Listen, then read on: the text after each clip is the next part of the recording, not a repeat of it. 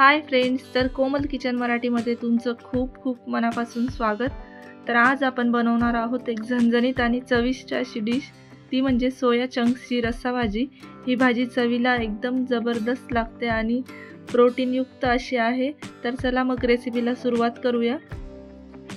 तर ही रेसिपी बनवण्यासाठी सर्वात आधी आपल्याला लागणार आहे सोया चंक्स किंवा याला सोयाबीनचे वडे सुद्धा म्हणतात।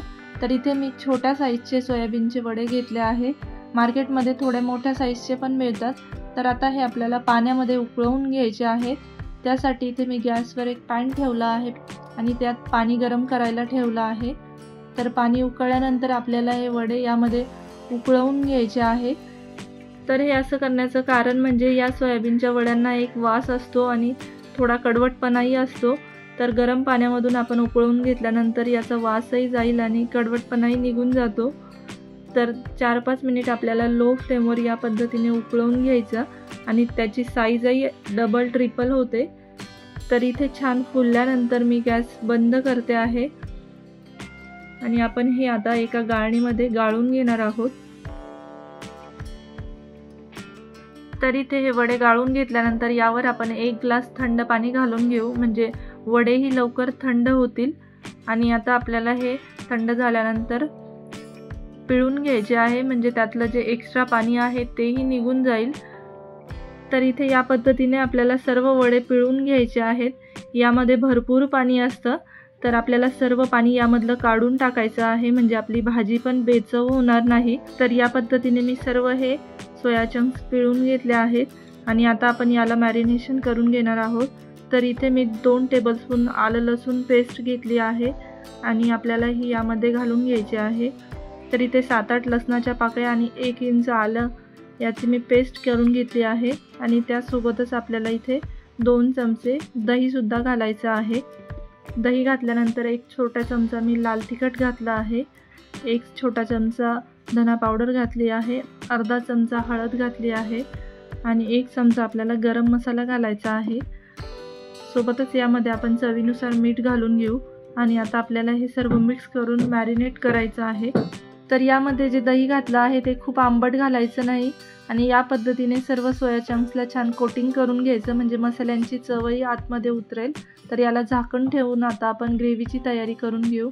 तर इथे मी गॅसवर एक कढई ठेवून त्यामध्ये 2 मोठे चमचे तेल घातलं आहे आणि त्यामध्ये 1 तेजपत्ता आणि 1 दालचिनीचा तुकडा घालून 1 चमचा जिरे आणि थोडासा हिंग घालून आपल्याला थोडंसं तडकल्यानंतर यामध्ये 2 मीडियम साईजचे कांदे घालून घ्यायचे आहे। तर इथे मी कांदे एकदम बारीक चिरून घेतले आहे। तर हवं असल्यास तुम्ही याची पेस्टही करून घेऊ शकता, पण पेस्ट परतायला थोडा जास्त वेळ लागतो। तर या पद्धतीचा एकदम बारीक कांदा चिरला तर खूप लवकर परतला जातो। तर आपल्याला 2-3 मिनिट असा हा लालसर परतून घ्यायचा आहे आणि त्यानंतर आपल्याला इथे 2 टोमॅटोची पेस्ट घालायची आहे। तर कांदा आपल्याला एकदम छान परतायचा आहे, त्यानंतरच आपण यामध्ये टोमॅटोची प्युरी घालायची आणि टोमॅटो घातल्यानंतर आपण यामध्ये चवीनुसार मीठही घालून घेऊ, म्हणजे हा छान परतला जाईल। इथे मी 2 मीडियम साईजचे टोमॅटो घेतले होते। तर आता हे 1-2 मिनिट आपण छान परतून घेऊ आणि त्यानंतर यामध्ये आपण मसाले घालून घेऊ।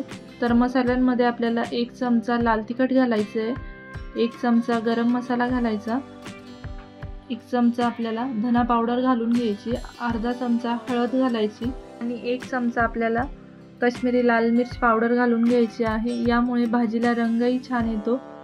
तर थोडंसं मिक्स करून झाल्यानंतर आता अर्धा कप मी पाणी घालून घेते आहे आणि हा मसाला थोडा वेळ आपल्याला परतून घ्यायचा आहे।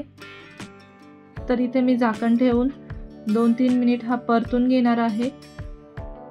तर 2-3 मिनिटानंतर याला छान तेल सुटलं आहे, तुम्ही बघत असाल। या पद्धतीने आपल्याला मसाला छान परतून घ्यायचा आहे।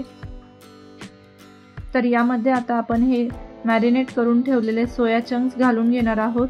तर हे छान मॅरिनेट झाले आहे आणि याच बाउलमध्ये मी जो मसाला लागला होता त्यामध्ये अर्धा कप पाणी घालून तेही यामध्ये घालून घेतलं आहे।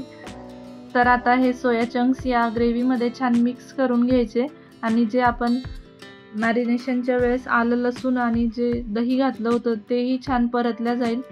तर आपल्याला 3-4 मिनिट हे असं परतू द्यायचं आहे।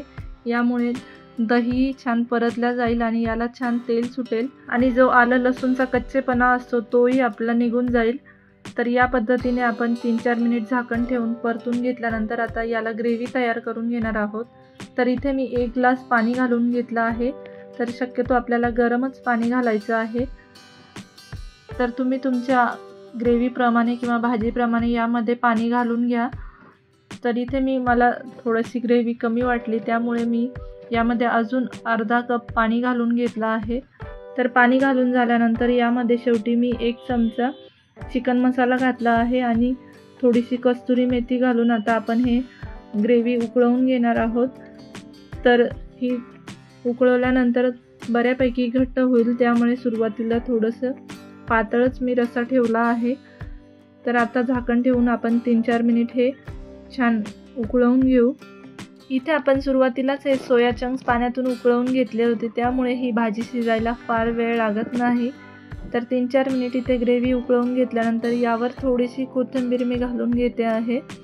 ही भाजी गरम गरम भाताबरोबर आणि चपातीबरोबर अप्रतिम लागते। एकदा नक्की ट्राय करून बघा, घरातील सर्वांनाच खूप आवडेल। आणि जर व्हिडिओ आवडला असेल तर व्हिडिओला लाईक करायला विसरू नका। पुन्हा भेटूया अशाच एका नवीन रेसिपीसोबत। तोपर्यंत बाय।